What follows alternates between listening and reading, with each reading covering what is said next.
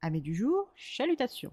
Pour les petits nouveaux, moi c'est Sekhmet et je vous souhaite la bienvenue dans mon podcast littéraire. Dans mon émission, je vais tenter 3 fois par semaine de vous donner envie de découvrir des livres de tout poil, récents et moins récents. Alors, si ça vous tente, c'est par ici la suite.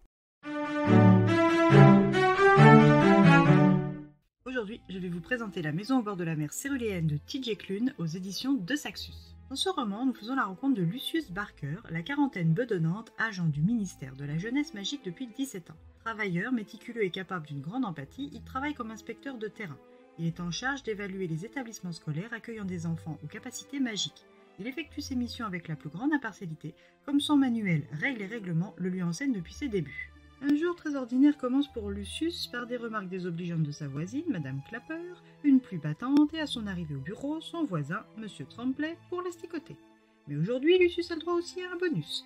Sa très gracieuse supérieure hiérarchique Belinda Jenkins, affublée de son fidèle cerbère Gunther, lui remet une convocation des cadres extrêmement supérieurs pour le lendemain. Cette convocation n'évoque rien de bon à Lucius. Après une nuit d'anxiété et un démarrage identique à la veille, Lucius se rend au 4e étage de son immeuble de bureau. Il est ensuite accueilli, si on peut appeler ça comme ça, par une jeune personne mâchouille un chewing-gum rose. Cette demoiselle est peu désireuse de s'occuper de lui, mais en tant qu'hôtesse d'accueil, elle se doit tout de même de l'orienter jusqu'à sa salle d'audience avec les cadres extrêmement supérieurs. C'est tout intimidé et sûr d'être renvoyé que Lucius attend le verdict. Les cadres sont loin de vouloir se débarrasser de lui, au contraire, ils souhaitent lui confier une mission très spéciale et tout aussi secrète. En sa qualité de meilleur agent, mais surtout de plus impartial, les cadres attendent de Lucius une évaluation sur une école secrète enseignant à des élèves très particuliers. Ils lui donnent 1 mois pour observer, noter et faire ses recommandations sur cette école spéciale.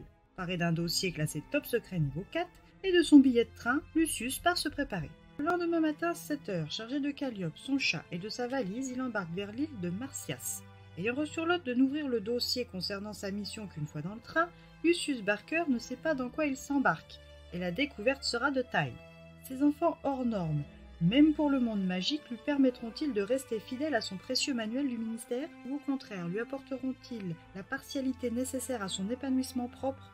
Leurs différences doivent-elles forcément les condamner à l'exil? À vous de suivre Lucius dans ses investigations pour le découvrir. Un roman jeunesse plein de bons sentiments, une belle ode à la tolérance, l'acceptation de soi et des autres. Une question très et toujours d'actualité est posée. La différence nous contraint-elle toujours à la souffrance morale et à l'isolement?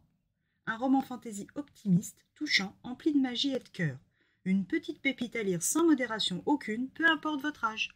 Et bien voilà, j'en ai fini pour aujourd'hui. J'espère que ce court épisode vous aura plu et vous aura donné des nouvelles idées de lecture. Si vous souhaitez découvrir d'autres petits bonbons littéraires tout droit sortis de ma bibliothèque, je vous retrouve le jeudi 3 novembre prochain pour un nouvel épisode.